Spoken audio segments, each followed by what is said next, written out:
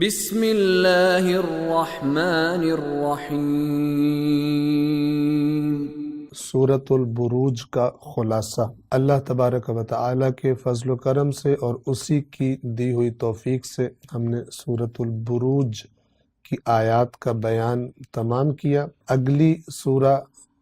28ویں number پر رسول اللہ صلی اللہ علیہ وآلہ وسلم پر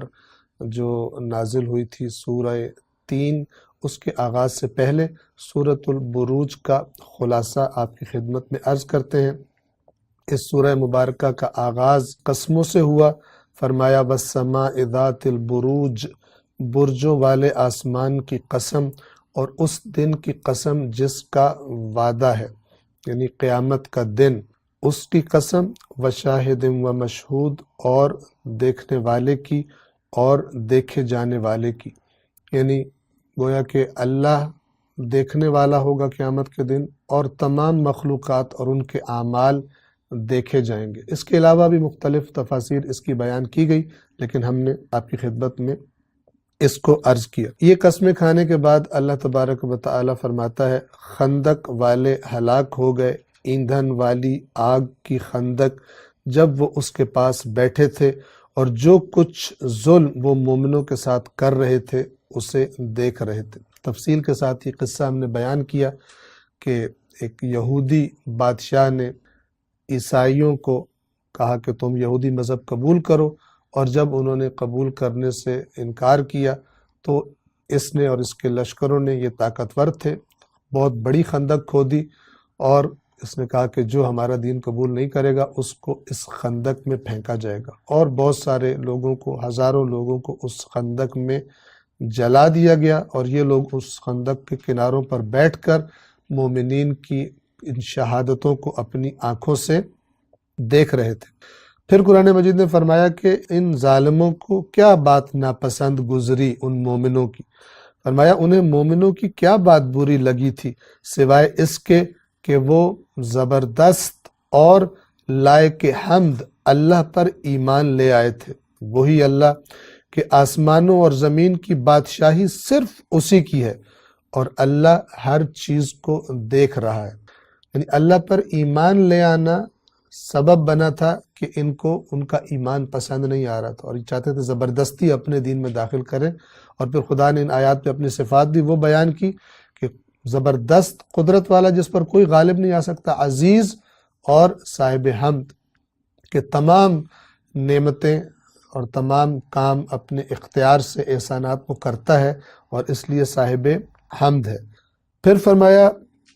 ان کے کام کا نتیجہ کہ جن لوگوں نے مومن مردوں اور مومن عورتوں پر ظلم و ستم کیے پھر توبہ نہ کی تو ان کے لیے جہنم کا عذاب اور جلنے کا عذاب ہے۔ یعنی ان کے لیے بھی اللہ نے توبہ کا دروازہ کھولا رکھا۔ بڑے سے بڑا مجرم بھی، اس کے لیے بھی اللہ تبارک و تعالیٰ توبہ کا دروازہ بند نہیں کرتا۔ ہاں، اگر توبہ نہ کرے، اپنے اعمال پر شرمندگی کا اظہار نہ کرے اور معافی نہ مانگے اور ان اعمال کو ترک نہ کرے، تو پھر اللہ کے عذاب سے اسے کوئی بچا نہیں سکتا۔ پھر اس کے مقابلے میں فرمایا یقیناً جو لوگ ایمان لائے اور صالح اعمال انجام دیے ان کے لیے ایسے گھنے باغات ہیں جن کے نیچے نہریں بہتی ہیں، یہ ہے بڑی کامیابی۔ یعنی اس سے قرآن مجید بڑی کامیابی کہتا ہے اور اسی کی طرف ترغیب دیتا ہے۔ پھر فرمایا ان ظالموں نے جو ظلم کرنا تھا کر لیا، لیکن چاہے یہ ظالم ہو اور چاہے مکہ کے ظالم ہو جو رسول اللہ پر ایمان لانے والوں پر، ان کمزوروں پر، ان مومنین پر جو قلیل تعداد میں اور کمزور ہیں ان پر ظلم کر رہے ہوں، جو بھی ظالم ہو وہ جان لے کہ یقیناً آپ کے رب کی پکڑ بڑی سخت ہے۔ یقیناً وہی پہلی بار پیدا کرتا ہے اور وہی دوبارہ زندہ کر کے لوٹائے گا۔ یعنی یہ کوئی نہ سمجھے کہ موت آئے گی تو میں تو ختم ہو جاؤں گا، مر جاؤں گا، بلکہ اللہ تبارک و تعالیٰ اپنی پکڑ میں یا تو اسی دنیا میں تمہیں لے لے گا، اور اس دنیا میں اگر نہ بھی لے، یہ اس کی حکمت ہے، اس کی مصلحت ہے، تو وہ کیا کرے گا؟ دوبارہ تمہیں جس طرح پہلی دفعہ پیدا کیا ہے دوبارہ زندہ کرے گا اور دوبارہ تمہیں پلٹائے گا، اور اس کے بعد تم اس کے عذاب سے، اس کی پکڑ سے بچ نہیں سکو گے۔ اور وہ بڑا مغفرت کرنے والا، بہت محبت کرنے والا ہے۔ دوسری طرف بھی اشارہ کر دیا کہ وہ پروردگار صرف ایسا نہیں ہے کہ عذاب کرنے والا ہے، سزا دینے والا ہے۔ اگر کوئی توبہ کر لے اس کی بارگاہ میں تو اس سے زیادہ گناہوں کو بخش دینے والا اور کمیوں کو دور کر دینے والا اور چیزوں کی اصلاح کر دینے والا اور اس سے بڑھ کر محبت کرنے والا اور کوئی نہیں ہے۔ اگر کوئی اس کی بارگاہ میں پلٹنا چاہے تو وہ قبول کرتا ہے۔ عرش کا مالک، بڑی عظمت والا، یعنی اس کائنات پر اسی کی حکومت ہے اور وہی سب سے زیادہ صفات کمال رکھتا ہے، اس کے مقابلے میں کوئی حکم نہیں چلا سکتا، اور جب اسی کی حکومت ہے تو پھر جو کچھ چاہے اسے کر ڈالنے والا، کوئی ایسا کام نہیں ہے کہ جو اس کی قدرت سے باہر، اس سے بڑا کوئی طاقتور نہیں ہے کہ جس کے سامنے وہ مغلوب ہو جائے اور اس کی پکڑ نہ کر سکے، اس کو سزا نہ دے سکے۔ یہ بیان کرنے کے بعد پھر گزشتہ چند دو قوموں کی مثال دی جو بہت طاقتور تھے، ایک فرعون اور ایک قوم سمود، اور یہ اشارہ ہے کہ جس طرح اللہ نے ان کو پکڑ لیا تھا اور ان کی طاقت انہیں کچھ کام نہیں آئی تھی انبیاء کو جھٹلانے کے نتیجے میں، اسی طرح اے مکہ والو، تم تو ان کے مقابلے میں کچھ بھی طاقت نہیں رکھتے، تم تو ان سے بہت کمتر ہو طاقت میں، جو کچھ ان کو عطا کیا گیا تھا تمہیں اس کے مقابلے میں بہت کم عطا کیا گیا ہے طاقت اور اقتدار۔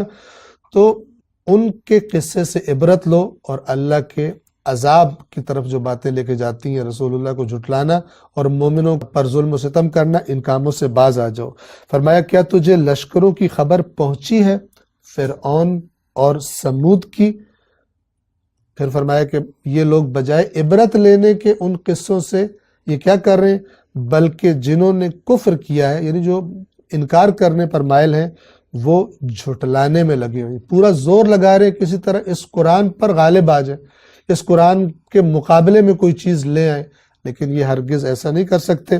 اور اللہ ان کا ہر طرف سے گھیراؤ کیے ہوئے، خدا سے بچ بھی نہیں سکتے، اور جس قرآن پر یہ غالب آنے کے لیے اتنی کوششیں کر رہے ہیں